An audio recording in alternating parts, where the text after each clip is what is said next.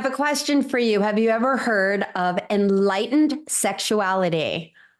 I hadn't. I mean, I know sexuality. I kind of have an idea of what enlightenment is, but enlightened sexuality, well, did you know that there's a higher purpose to sex, which is to grow in love? And through enlightened sexuality in loving and committed relationships, you can sustain attraction for a lifetime. Yeah, I didn't know that. Well, I always thought, oh my God, how do you keep it going? How do you keep the burners on? Well, I have the amazing Dr. John Gray here with me again. I'm so thrilled to have you here, John. Thank you so much for being here with this topic about enlightened sexuality. Well, I'm really happy to talk about it, and you do such a good idea of setting things up. So it's so easy for me. You sort of gave my punchline, which is enlightened sexuality is not having sex for pleasure. Sex is pleasurable. So it's not like we're trying not to have pleasure, but a goal is not to have pleasure. And even the goal is not to have a climax. The goal is not to have an orgasm. It will happen when it happens. But the goal is to feel pleasure, which is natural by taking your time to touch each other in more vulnerable places. We can all read about that in books and so forth. We don't have the time to go into all the erogenous zones, but the bottom line is to pleasure each other for the purpose of feeling more. First, it's particularly for men, it's about men are dampened in their ability to feel. Women having, as we've talked in other interviews, women tend to make 10 times more estrogen than men when they're happy, and they make 20 times more estrogen than men when they're feeling romantic. So that's a precursor for women to be orgasmic. So wow. It's trying to have an orgasm, it's doing things that will increase estrogen. And when a man ever does something to increase estrogen in women, then his masculine hormones will go up. His romantic feelings occur when a man is making 10 to 20 times more testosterone than a woman. So if we're not making 10 times more testosterone than a woman, that's a lot when you think of somebody 10 times taller than you. That's just a lot. What a visual.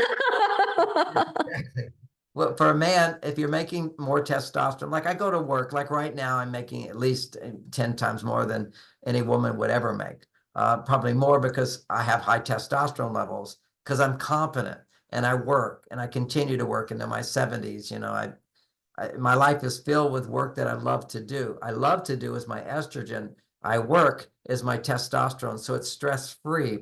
Whenever a man is producing plenty of testosterone, he's stress-free. And when his testosterone doubles, it will cause romantic feelings if it's doubling in the presence of a woman he cares about. So that's the whole. Thank you. So what happens when you have more masculine energy in the man and more feminine energy in the woman, it's like polarity of a magnet. So a magnet, a positive charge and a negative charge, which is all about electricity. Everything in electricity is the movement of electrons due to polarity. Positive pole, negative pole, opposite poles, yin and the yang. So when a man's body is more masculine, a woman's body is producing more feminine hormones, they will have that magnetic attraction, which is romance. This is magic thing. Historically, women will, because we fall in love, that's a stage where we're getting to know each other, where it's a newness, it's a novel experience. I don't feel this with anybody else, I'm feeling it with you. So then suddenly it's novel, it's new, it's different, there's sexuality being activated. Huge amounts of dopamine gets produced. Now, most people now understand dopamine. Okay, so dopamine, danger produces it, newness produces it, success produces it, feeling I can have what I want produces it, dopamine goes up. Now, in men, when dopamine goes up, testosterone doubles, okay, goes way up. When dopamine goes way up, in women, if the women always have a little bit more complicated, if she feels safe with this man, dopamine levels will go way up. I'm sorry, when her dopamine goes up due to the sexual nature and the newness of the relationship, you don't really know him yet. You're getting to know him. You know, all this excitement. Yeah, it's exciting. Exciting. That's dopamine. The possibilities exist. What can happen? That's dopamine. The unknown, but you also feel safe. When you feel safe and dopamine, your estrogen shoots up. So this is a big stress reducer for women. As estrogen goes up, and when it can double 10 times more than a man. Now you're up in the 20 range. That's where you're starting to experience orgasmic ecstasy, which for most women is a brief moment. It can be longer. That's called being orgasmic, where you're going waves and waves. Just feel fantastic. You're enjoying yourself. So this is making love. Now, making love is where you can only go so far with physical sensation, particularly men. Okay, so men are limited because we have a limited amount of estrogen compared to women. So we don't feel as much. The more muscle mass we have, the less feeling we will have, unless we're connecting with a woman. By connecting with a woman, literally these female genes start getting activated where we can produce estrogen. If you look at the big difference between males and females, and when we're babies in the womb, the first 3 weeks, boys are just like girls. And then the Y chromosome gets active after about 3 weeks, and it produces 23 genes that women don't have. So we men have all the genes that women have, but we've got these extra 23 genes, and their job is to override certain female genes. Okay, certain qualities of femininity, making estrogen, for example, and being happy and being loving and being relaxed and making babies and having vaginas, all these things, they get overwritten by these 23 male genes. Now, by being with a woman and loving her, love is connection, those genes can start to be, that got repressed, get activated. Okay, so they're amazing. So men really need women more than women need men. That's why you see way more single women. You don't feel like I have to have a man. And it's men after they're divorced, usually they're married within 3 years. Okay, I have seen that. and quite often they're on an app right away, okay, because they need sex. Okay, so why do men need sex more than women? First of all, the sex center is twice as big in men, but still, even if that wasn't the case, there's this thing about sex that it's so pleasurable that men feel more. Like if I have ice cream, I will feel more. Okay, this is something about even ice cream. That's just not fair. that's right. Ice cream you feel more. And it's very funny because Biden in his 70s is always having ice cream. When I turned to 70, ice cream became important to me. Oh my goodness. I stay off of it just causes belly fat. Only a tiny bit, occasionally, whatever. But what it is it feels so good. Okay, but see, sex is designed to feel so good. And that then allows a man to feel more. So enlightened sexuality is you use the free experience of pleasure, which has so strong either with ice cream or sex. It's so pleasurable that now you feel more. Now, when you feel more, you continue having the sex part of it, but the goal here is to feel more. And now, right now, I can feel my right hand, I can feel my left hand, I could feel afraid of something, I could feel happy about something. So enlightened sexuality is to feel more love. So if you ask your husband, do you love me? He goes, yeah. But does he feel that love all the time? No. Okay, this is the nature of men. Doesn't mean I don't love my wife. It means I'm just not feeling my love for my wife right now. Right. So the whole point of making love is you use the pleasure to help a man feel his love and then express his love verbally as well as through his actions and his caring behaviors and moves. So, but more importantly, behaviors are important, but here is how you communicate. All of his energy is down in the genitals. You want to bring it up to the heart, which is to feel more, and then to bring it up to the expression in the mind to form words. So see, this is for women have to get out of their head and go south, which is yes, we got to get the guys to go north. All right. So how do we get the guys to go north? Because that, like we're working our stuff as much as we can to get out of our heads. How do we support these guys around that? Quick interruption, and then we'll get right back to the show. There is something time sensitive. There is a contest going on, and there's one lucky prize winner to win the Relationship Toolkit program. This is a 5-week program with me guiding you to help you really stand your ground and have healthy boundaries, to be able to speak your truth and trust your gut, to have good, solid self-esteem, and to learn what the healthy relationship that you desire looks like. You learn to rewrite your love story and so much more. So there'll be one winner. There's some really juicy second place prizes as well. So you're going to want to click the link in the show notes for enter the contest, and be sure to put your correct email address and your phone number so I can reach out to you and let you know if you're the winner. Good luck. Enlightened Sexuality goes along with, we did another interview on Beyond Mars and Venus. And this is we skipped over a lot of this, but it's basically women today are not making as much estrogen because they're making a lot of testosterone by being single, by being providers, being competent and skillful. And ironically, the more competent you are as you get older, the more testosterone you'll have. And so you're not like this young woman who had all this estrogen, but it's the estrogen that makes you most attractive to men and also allows you to enjoy sex the most, to feel the most love. So anyway, back to Enlightened Sexuality is, in this book, I give what's called a lot of biohacks. A biohack means I can hack your hormones and cause you to experience more estrogen. You can hack my hormones and cause me to experience more testosterone by what you say or do. Certainly, everything about romance, which is in my book, Mars, Venus in the Bedroom, would be all these hacks about opening the car door for her. That means she doesn't have to do it. Whenever a woman gets something that she doesn't have to do, she'll make a little estrogen, particularly if it makes her feel comfortable. So the first time I opened the car door for my wife, Bonnie, she said, "Oh, don't bother, I can do it." I said, "Honey, you give so much to me and our kids, or so much you give so much to me." We didn't have kids then, but you give so much to me and so many people tonight. Let me give everything to you. See, that's a romantic gesture. It's allowing a woman to feel I don't have to do everything. Now, everybody listening, single, they I have to do this, I have to do this. It's in a have to state.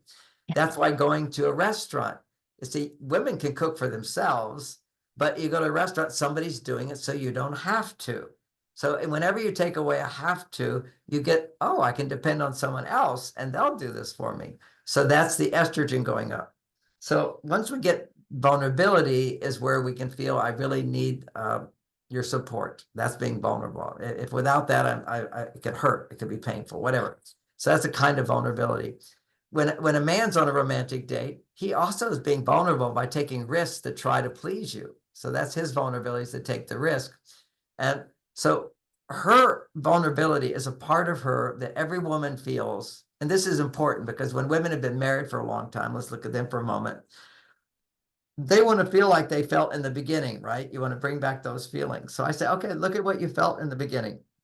A man's dating you. What are you thinking inside and feeling inside? Does he like me? Am I safe with him? Okay. Does he care about me? Does he love me? As it's progressing, does he love me? Does he think I'm beautiful? Is he attracted to me? Is he committed to me? Is he happy to be with me? Is he glad he married me? Is he happy to be married to me? Is he still angry about that argument that we had? See, these are things that go on in your head, right? You can relate to that. Absolutely. Yeah. It's every day it's going on, whether you're even conscious of it or not. You're fixing your hair. Am I still beautiful? Is he noticing me? Yes, exactly. Yeah. All that's happening. So this is the biohack where one simple hack I talk about is 4 hugs a day if you're in a relationship. Now, just keep in mind, we're talking about sexuality. So you're in a relationship with a guy here. So in that situation, and if you're single, you'll look forward to doing this. You have something where you'll be able to open up more. And so the idea is you're with a guy and you practice, if you're living together, the thing I teach men, 4 times a day, you need to find her and give her a hug. It can be as simple as in the morning, find her, give her a hug. When you leave, find her, give her a hug. When you come back, find her first. Find her first before anything. She's number one. Everybody wants to be number one. Okay, I can't tell you how good I felt for a decade when I was the number 1 biggest author in the world. Okay, but it was the feeling of number one. It was strongest the first time when I felt my book was number 1. Then it just carried on. But it's that feeling number 1. That's when it comes to success. And we want to feel I'm number 1. I'm like the best plumber in Southeast Asia. You find a place where you're the best at something. That's masculinity, wants to be number 1. Women want to be number 1. And that is by the female side wants to be the number 1 person in your life that you love. You're the priority. Very, very important. Commitment. I'm not having sex with anybody else. I'm not threatened by somebody else coming in and robbing my husband. You need reassurance every day in some meaningful way. So I figured out a process for this. So 4 hugs a day, and one of those hugs, and by the way, there's 6 to 7 second hugs, and they're non-sexual. That's proven to produce oxytocin, which opens the doorway for your estrogen to go up. Oxytocin Yep. is safe. If I feel safe with you, then I can depend on you for something. Okay. All right. So this is the exercise, a powerful hack, but I have to set it up right or people don't. Yeah. Okay. So the setup for this is you do these hugs, and in one of the hugs, the woman says to the man, this is every day. She says, and they already have rehearsed the script. It's like a little script. She's going to say, do you love me? He's going to say, yes. That's all. Short answer. Yes. Then she's going to say, how much do you love me? He's going to say, I love you with all my heart. And she's going to say, do you think I'm beautiful? Yes, I think you're so beautiful. Are you happy we're married or happy we're together?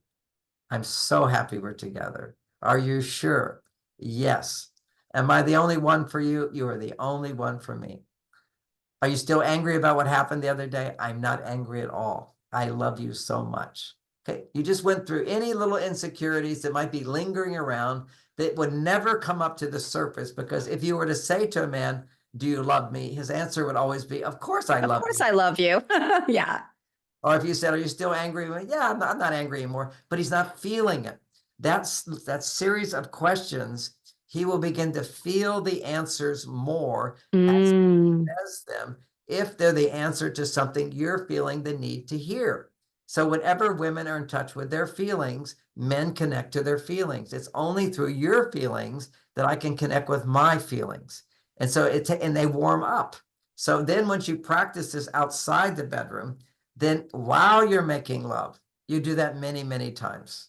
Many, many times. You just like, it's up. My wife sometimes says, just tell me more, tell me more, tell me. Well, what do you want to hear? Because see, she has to ask the question and then I'm the answer. Well, that's my question though, because I hear this so often, and I'm totally guilty of this as well, which is, why do we have to ask to get those? And like I, so many of us, I know I'm representing a lot. It's like, just tell us you want us, tell us you love us, tell us we're beautiful, that we look great, versus do you still love me? Do you think I'm beautiful? Because it feels different. No, it's very different. But once you get into it, you'll see it's a whole nother world you're dealing with. Think about this for a moment. We talked about it before. What's the most vulnerable thing for a woman getting to know a man? Taking off your clothes. You don't want to take off your clothes. You want to make sure we feel reassured that he's going to not say you need to lose weight, or not say, oh, I'm. Yeah, you would hope that would not be the first thing they say. Of course. But basically, you're afraid of being judged. Okay. So of course. I'm exposing myself where you could think less of me. And that's to be vulnerable. All right. So, yeah. So to say, do you love me, is one of the most vulnerable things you could say. To say, do you think I'm beautiful? Just to have a man say it you don't have to be vulnerable first. The reason asking is so important. When you're asking, you're being vulnerable. Just like when I'm planning a date, I'm being vulnerable. I'm taking action, hoping to please you. And a lot of men stop taking action because they're basically, they've done it and it wasn't good enough. Okay. So she'll say, oh, why did we go here? Or we're waiting in line, or you should have gotten reservations, or whatever it would be. It doesn't turn out so well. Then men are now afraid of taking that risk. And this is what knocks men down, is that's male vulnerability, is to commit to something and follow through on it and so forth.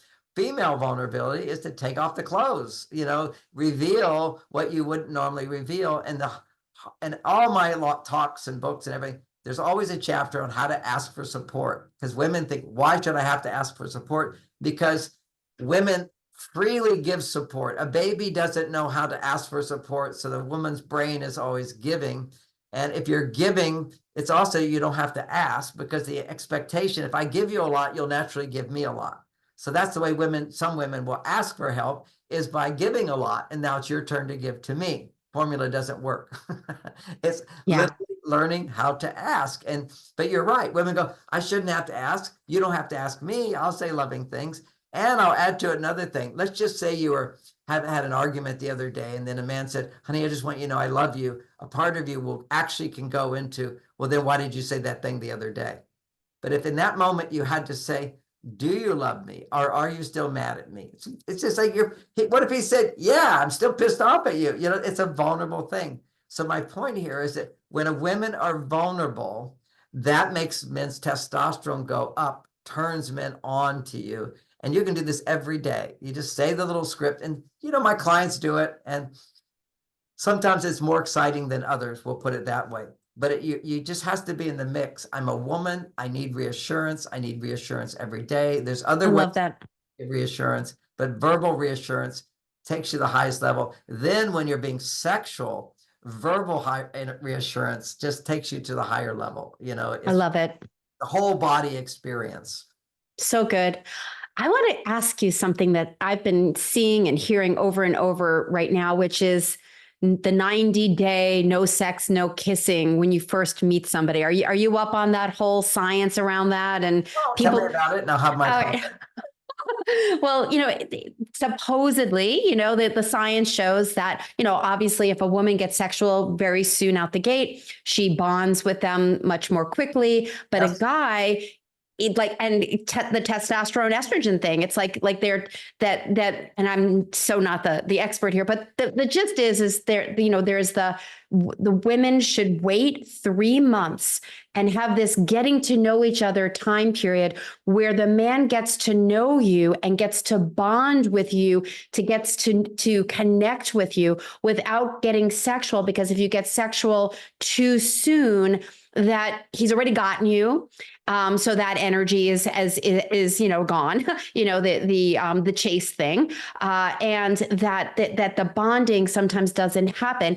And the other thing that they've been saying is that if, why men suddenly go cold a lot of times after 3 or 4 months, because they were in the throes of the excitement and the sex, but they didn't necessarily get to have that bonding. And then they start to get to know the person. And then they're like, oh, I actually don't think this is going to work. So I'm just curious, what's your take on the 3-month rule?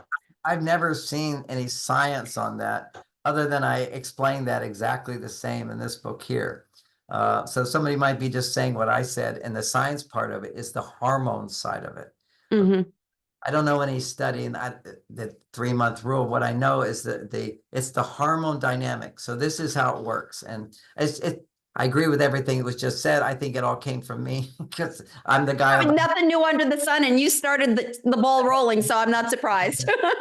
Here's where that works, okay? And I like to give this talk to teenagers as well, because what happens is a boy doesn't have the maturity to connect emotionally with a girl yet. He has to have high enough testosterone before his estrogen can bond. So what happens is when he ejaculates, this is the sex part, not the kiss part, but the ejaculate. When a male ejaculates, what happens is his testosterone shoots down and his estrogen shoots up. Okay, so as a teenager, the first time I had sex, there was no bonding with the girl. I mean, I'm happy I had the experience. Okay. Guys are wanting to have sex, and it was the time of the Beatles, and I'm a teenager, and there's a song called "She Came In Through the Bathroom Window." Well, this actually happened to me. I had a garage apartment at my house, and next to the garage, I had a little room that was my room and a bathroom. And my sister had a friend who was running away from home. So I got this little knock on the door, on the window, and my sister says, can you let Carol stay here tonight? I said, sure. So Carol's coming in. I just have a little single bed. It's a little tiny room. She went into the closet, she undressed, and she put on this little nightie, with a short see-through kind of top and little panties on. I'm like, there was a real God here. I believe in God. Oh my God.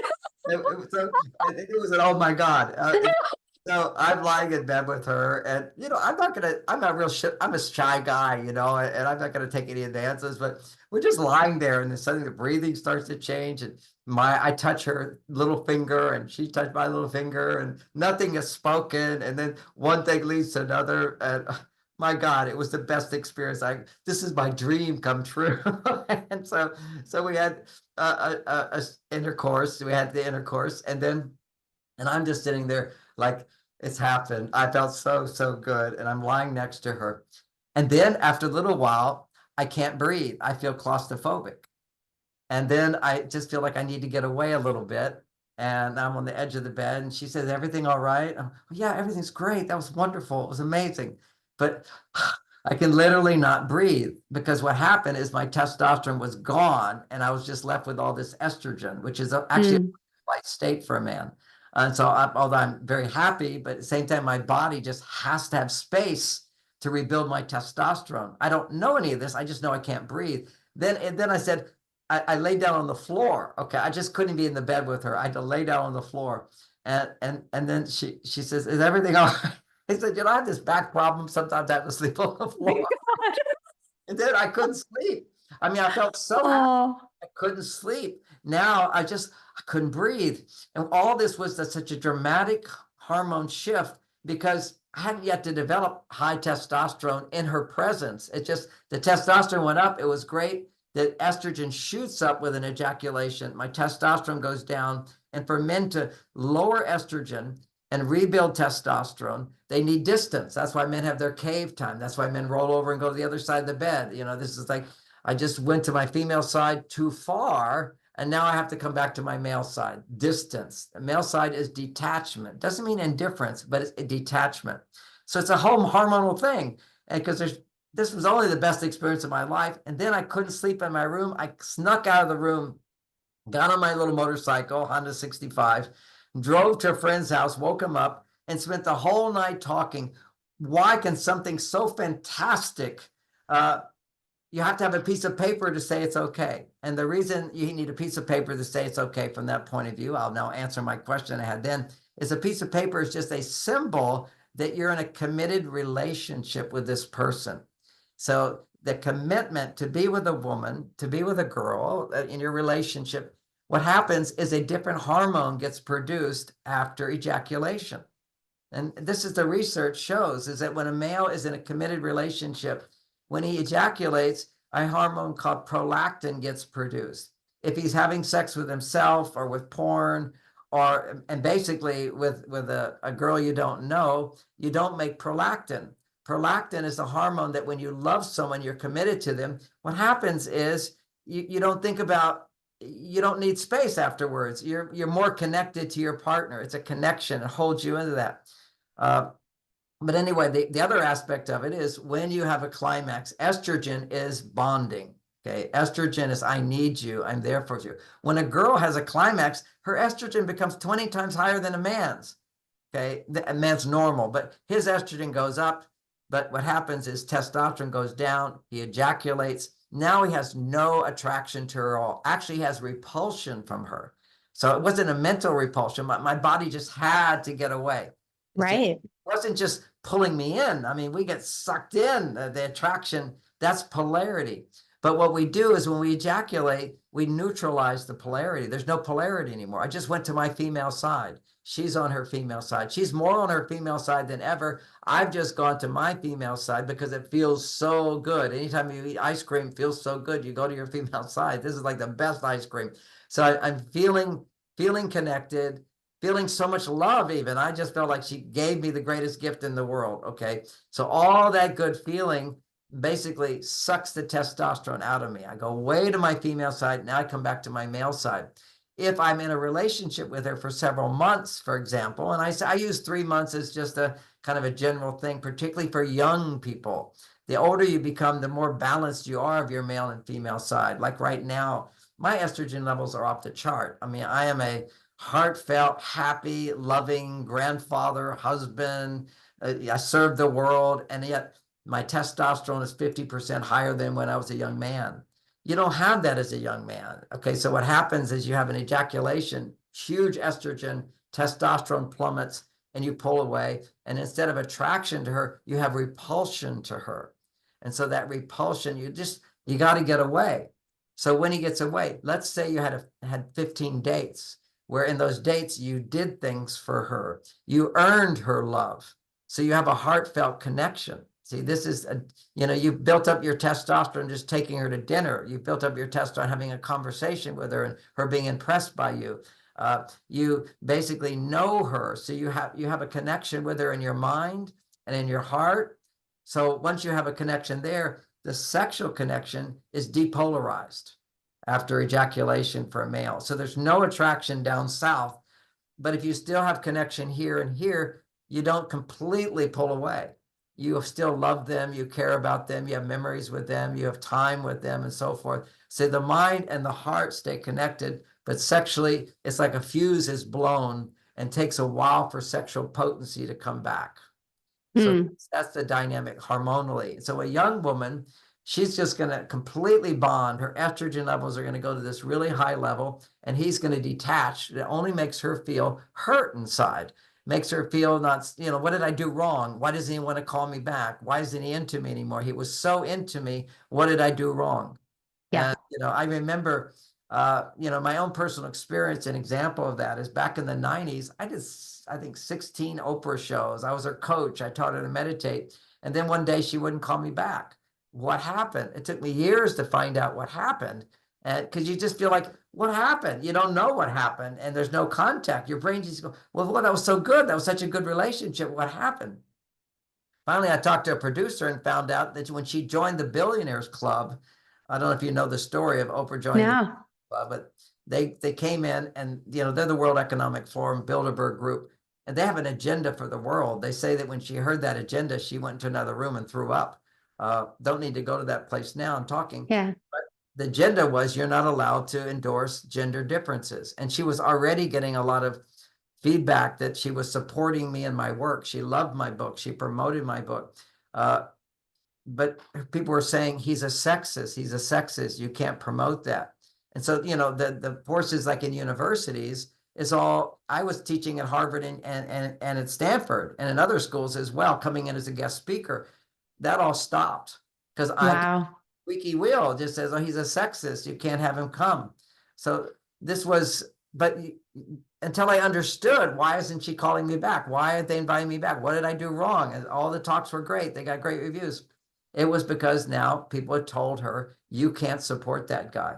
And in the same week, this is how the networks are all connected. Every single New York show would not have me on.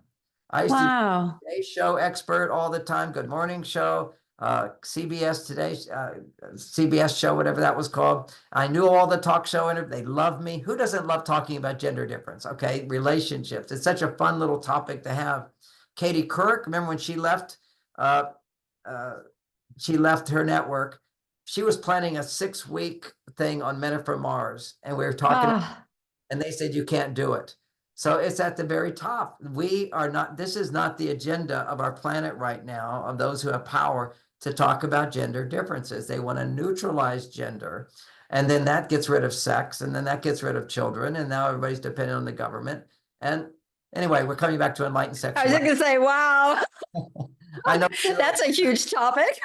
I went on to another topic. Sorry, but No, it says so much, and again, it's like there's the baby with the bathwater. People just throw everything out for one idea so often, and everything that you're sharing is so deeply valuable for a certain segment of the population, a large segment of the population. That's right. And what we have to recognize is the greatest gift that we can have for a long-lasting relationship is learning in a variety of ways. Men can learn how to give the reassurance that women need. And ironically, in a male-female relationship, if I can give you a gift that makes you happy, your body puts out a pheromone that I have a nose up here, another little nose, a flap. And all it does is measures for smells. It's an unconscious smell, but that when you produce pheromones, that I've done something that take you from happy to happier, my testosterone goes from great to greater. Well, you get a gold star. It's like gold star. That's it. That's what keeps it going. And then what happens is life sort of drains it out of us, and then you renew that connection every week. I just tell all my couples, you got to get into bed, whether you want to have sex or not. Just get into bed and hug each other, hold each other, do the reassurance exercise.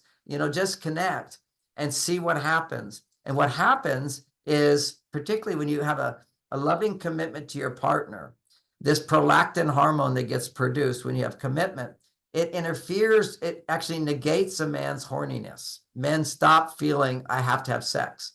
What nature did that for us is that when you get married or when you're with somebody and you have a child, nature wants you to stay with that woman and not go with another woman. And so, people say, oh, men are designed to have many women. No, we're designed to find the woman by having many women, okay? We're horny. We have to have sex. We have to get to sex. But when we find the woman that we are in love with and we make a commitment to her, this is actually measured. Men who are married, who have a commitment to their wives, actually make this hormone called prolactin that causes them to lose interest in sex. So that's why so many couples lose interest in sex, but it doesn't have to make you lose interest in sex.